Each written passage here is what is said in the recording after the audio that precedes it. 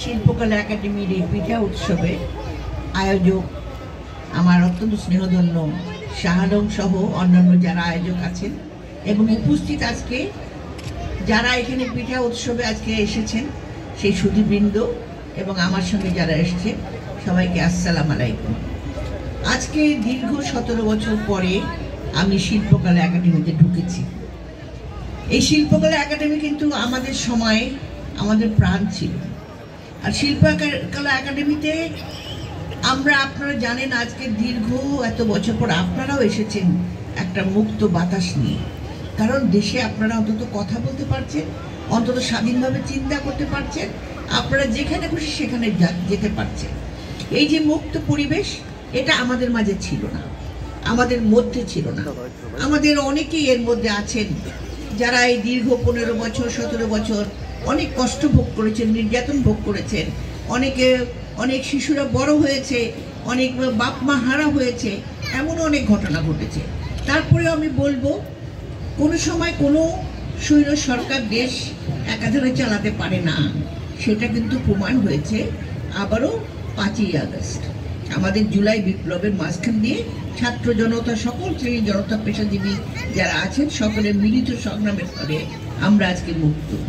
আজকে আপনারা জানেন যে আমাদের জাতীয় জীবনের পিঠা হলো একটা জাতীয় ঐতিহ্য। যেমন আমাদের সংস্কৃতি অত্যন্ত ঐতিহ্যবাহী সংস্কৃতি, সেই সংস্কৃতি তো হারিয়ে যেতে বসছিল। আমরা কিন্তু অন্য কালচার নিয়ে কিন্তু আমার এই প্রজন্ম বড় হচ্ছিল, কিন্তু আজকে শিল্পকলার একাডেমি এখানেতে এসে আমার মনে হলো আমার নিজের ঐতিহ্যের মধ্যে আবার আমরা সেই সংগ্রাম চালিয়ে আমাদের যে ভবিষ্যৎ প্রজন্ম আছে তাদেরকে আমরা সেই নিজের শিল্প, কালচার, নিজের ঐতিহ্য, নিজের মূল্যবোধ নিয়ে তাদেরকে বড় করে তুলতে পারবো। আপনারা এসেছেন আজকে মনের আনন্দে এই পিঠা উৎসব। এই পিঠা উৎসব আমাদের প্রতিটি দেশে, প্রতিটি জায়গায়, বাংলাদেশের সব জায়গায় এখন এই উৎসব পালিত হচ্ছে। এগুলো দীর্ঘদিন ধরে বন্ধ ছিল। আমরা এক শাসনে আমরা বদ্ধ অবস্থায় ছিলাম, সেখান থেকে মুক্ত হয়ে আজকে এসছেন। আমার খুব ভালো লাগছে। আমার যারা সেই শিল্পকলা একাডেমিতে অনেকে ছিলেন, যাদেরকে আমি তরুণ দেখে গেছিলাম, তারা আজকে প্রবীণ হয়েছে।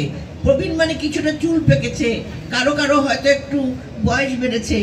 তাদেরকে আজকে দেখতে পেরে আমার খুব ভালো লাগছে। আমি আপনাদেরকে শুভেচ্ছা জানাচ্ছি আর ধন্যবাদ জানাচ্ছি যে এইভাবে বাংলাদেশের সকল কিছুতে আমরা যদি আমাদের ঐক্য বজায় রাখতে পারি, আমরা যদি সবাই এক জায়গায় এক দেশের উন্নয়নের চিন্তা করে কাজ করতে পারি, তাহলে কিন্তু আমার দেশ একসময় আজকে যেমন ক্ষুধার্ত দেশ হয়ে গেছে, সে দেশ থেকে আমরা আবার দেশকে সে আগের মতো আত্মনির্ভরশীল দেশ হিসেবে পরিণত করতে পারবো। তো আপনারা সকলে এসছেন, আপনাদেরকে ধন্যবাদ। বিশেষ করে আয়োজক যারা আছেন, বিশেষ করে শাহ আলম, যাকে আমি কফি শপ দিয়েছিলাম, সেই কফি শপটা চালাতে পারে নাই। দীর্ঘ 15টা বছর সেই কফি শপটা বন্ধ ছিল।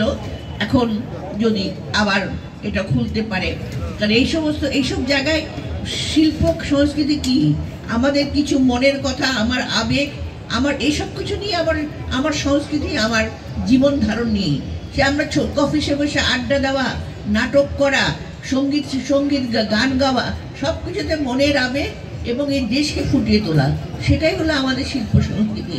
সেই শিল্প সংস্কৃতিতে আবার আমরা ফিরতে পারছি।